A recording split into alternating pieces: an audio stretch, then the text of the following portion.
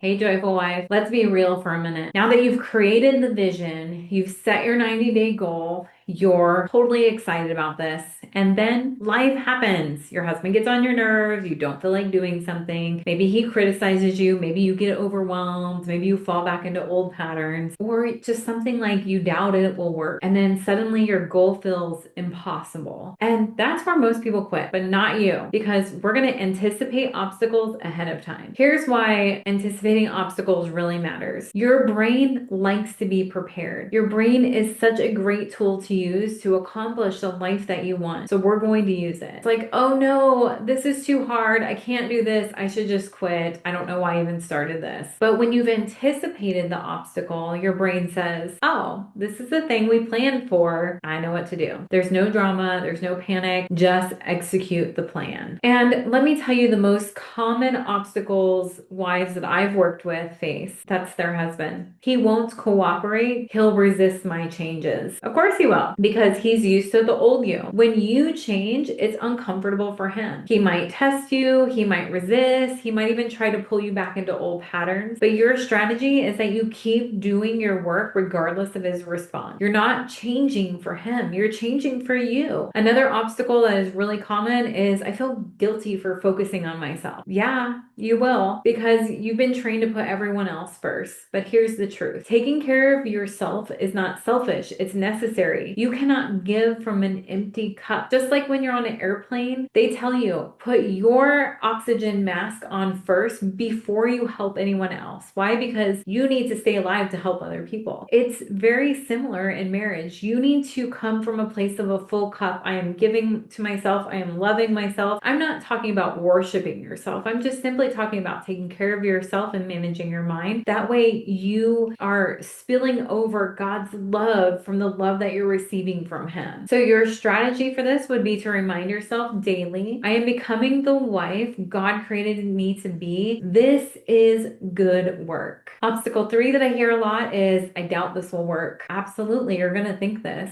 especially in the first few weeks when you don't see results yet. Your brain will say, see, nothing's changing. This doesn't work. I felt the same way when it came to weight loss. I had been doing meat only for 4 months, and I'm like, you cannot tell me that I take away everything else, and in 4 months, I have not lost a single pound. Guess what happened in month 5? I dropped 10 pounds. Month 6, I dropped another 10 pounds. You just keep doing what you need to do and trust the process. So your strategy, again, trust the process. Change happens slowly, then all at once. You keep going even when you can't see the progress. Obstacle 4 is, I'll fall back into old patterns. You probably will multiple times. You'll react instead of responding. You'll blame instead of taking responsibility. You'll slip back into emotional childhood. But your strategy is to think about progress and not perfection. When you fall back, you notice it, you learn from it, and you get right back on track without any shame. Obstacle 5 I hear is, I'll get discouraged when I don't see immediate results. This work doesn't produce overnight miracles. You are learning to rewire your brain. You're building new habits, and this takes time. So what is your strategy? You celebrate the small wins. You notice when you paused instead of reacted. You notice when you chose a better thought. You notice that those are not just small victories, those are big victories. Now, those are the typical common obstacles, but you will probably have your own unique obstacles, and maybe it's an in-law's opinion, financial stress, your own past trauma. Hi, that was me. A specific trigger that he hits that you have to work through, or your tendency to want to people please, even though you want to say no. Whatever your obstacles are, just name them, because what you don't name, you can't prepare for. So for each obstacle, you create a strategy, not a wish, not a hope, but a real strategy. So the obstacle, I'll fall back into nagging him about chores. Strategy is, when I notice that I'm about to nag, I'll do a quick steer model instead, and I'll ask myself, what am I thinking? What feeling is this creating? And what do I actually want to do here? If your obstacle is that you'll feel overwhelmed and want to quit, then their strategy could be, when I feel overwhelmed, I'll remember,